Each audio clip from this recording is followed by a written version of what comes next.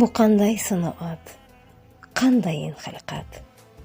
Tarifi betakror, javobsiz savol. Aytishim mumkinki, bir shuni faqat ushbu tavsiflarga haqlidir ayol. Shoirlar she'r bitar tashbihlar qo'llab, mashshoqlar kuy bog'lar unga betimsol. Rasul ham poyiga jannatni yo'llab, hadisda aytibdi, bu sensan ayol. Ha, chindan aytingchi, bormi ishtihon? Sening kimligingni anglolmas xayol.